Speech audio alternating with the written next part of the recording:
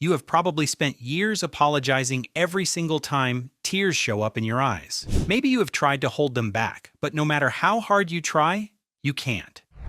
I am willing to bet that somewhere deep inside, you have started to believe that something is actually wrong with you.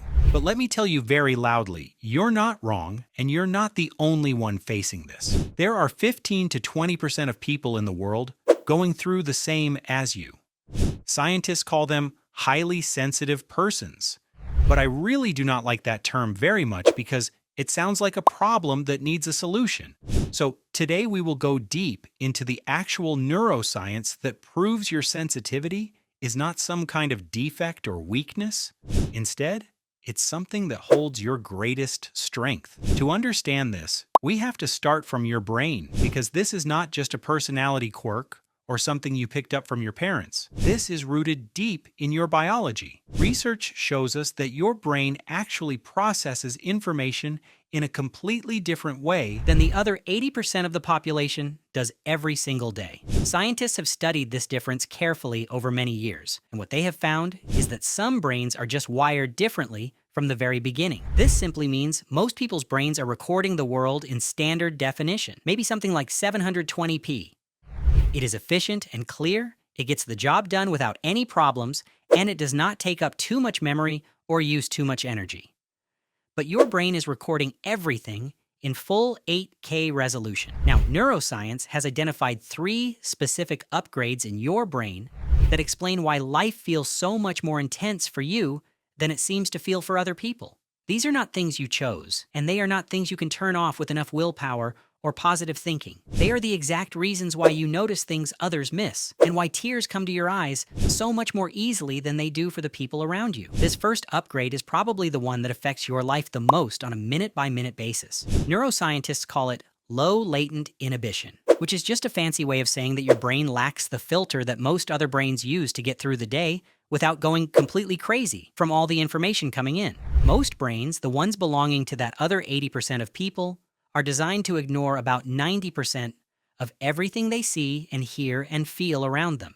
And they do this to save energy because paying attention to everything all the time would be absolutely exhausting. These normal brains treat almost all the background noise in life as completely irrelevant, so they just filter it out automatically without even thinking about it. But your brain works in a totally different way. It treats everything as relevant. This is why you get so overwhelmed so quickly. Your system is not designed to filter anything out, so it all comes flooding in at full volume every moment of every day. Now, I know that sounds exhausting, and I am sure you have lived that exhaustion your entire life, but it is actually the most important part of the whole thing.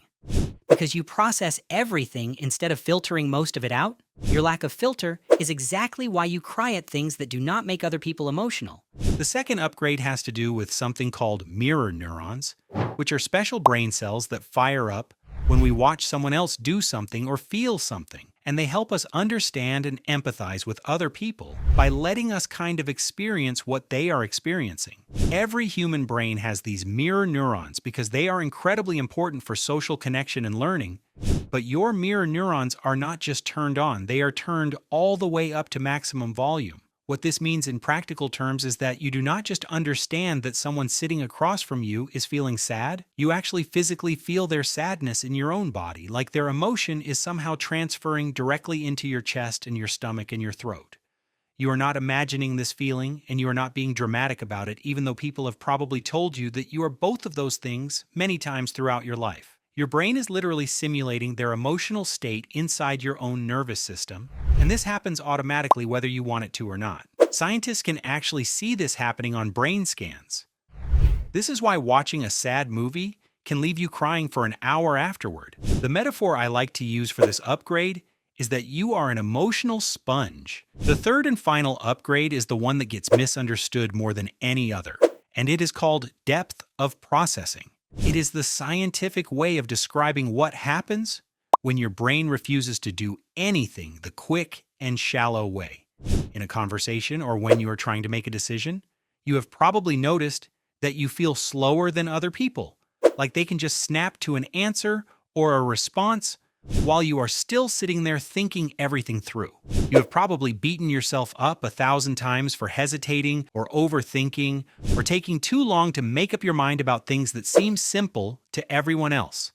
And I am willing to bet that someone in your life has told you more than once that you need to just stop thinking so much and go with your gut. But according to science, you are not slow, not even a little bit. You are thorough, and there is a massive difference between those two things that most people do not understand. Psychologists call what you do the pause to check strategy. And what it means is that while other people are engaging in shallow processing, just reacting to whatever is right in front of them in the moment without thinking too deeply about it, your brain is engaging in something called deep semantic encoding.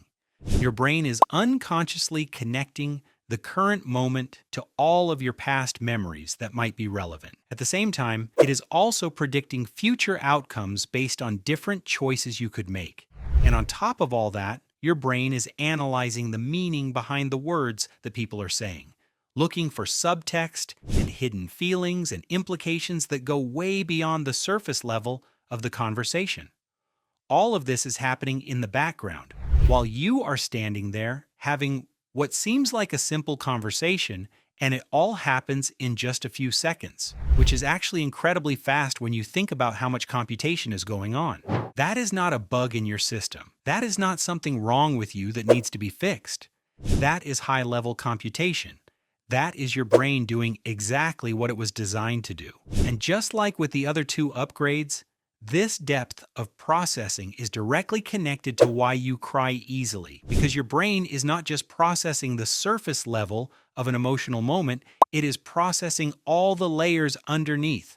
Now, at this point, you might be thinking that all of this sounds absolutely exhausting, and you would be right. So if having these 3 upgrades makes life so much harder and more tiring, why did evolution keep this trait around for thousands and thousands of years instead of just getting rid of it completely? If being sensitive was actually a weakness, then natural selection would have eliminated this trait from the human population thousands and thousands of years ago, just like it eliminated so many other traits. The answer to this question is actually one of the most important things you need to understand about yourself. The reason evolution kept you around is the tribe needs you, even if modern society does not always make that obvious. Back when humans lived in small groups and had to work together to survive in a world full of predators and dangers and uncertainties, in those tribes, the warriors were absolutely essential for survival. And the warriors were the non-sensitive majority, the people whose brains had those filters we talked about earlier, the ones who could ignore distractions and take bold action without hesitation. These warriors were the ones who went out hunting for food, the ones who took risks and made quick decisions and charged forward without overthinking every possible outcome. But a tribe made up of only warriors would die, because warriors without advisors rush into danger without a plan.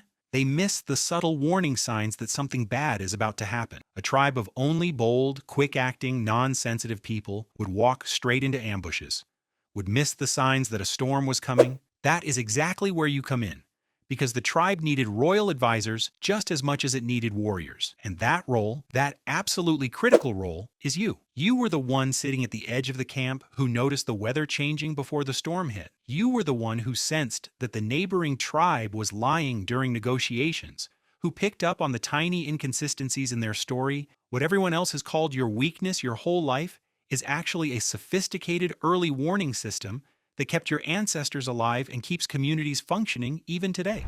So the next time someone tells you that you are too sensitive, take a deep breath, let it out slowly, and remember the truth that science has proven over and over again. If you want to know whether your digital silence is a sign of high confidence or hidden worry, subscribe to the channel, because this is where we break down the real reasons why some of the most sensitive and thoughtful people choose to watch from the sidelines instead of performing for an audience. I promise it is going to make you feel a lot better about the choices you have been making. See you in the next one.